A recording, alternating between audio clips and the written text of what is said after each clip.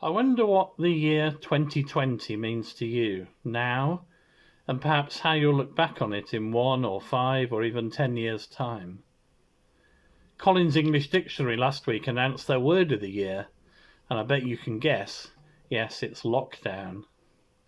As we struggle with the current social landscape, and we recognise that people at home and abroad have it far tougher than us, we also remember that throughout the ages, in dark times and in the wilderness, we have a living God, God who is good, God is love, God saves and rescues.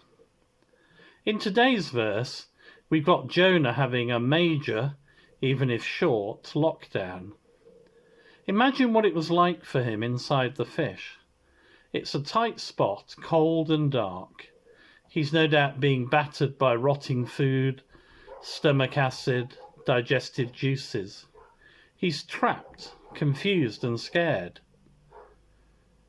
The fish's stomach is effectively his tomb.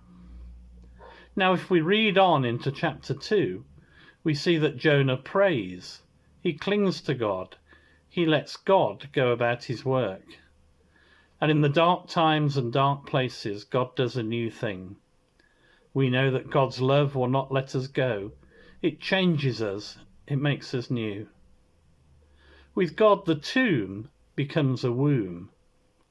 In the tomb that's the fish's stomach, God gets to work on Jonah's heart.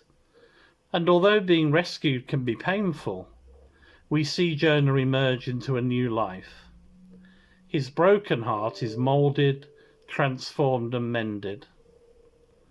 The Bible contains many lockdowns or equivalents, plenty of tomb-like experiences, but they almost all show the power, love and grace of God as the Lord turns a tomb into a womb for the next stage.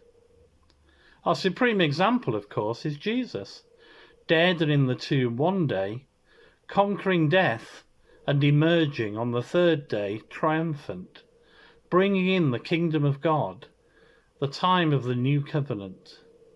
So my prayer is today that we copy Jonah's example. When we're in a tomb, call out to God, offer praise and prayer. It's not easy, but it may just trigger a tomb-to-womb transformation that makes us better equipped for the next stage of our discipleship journey.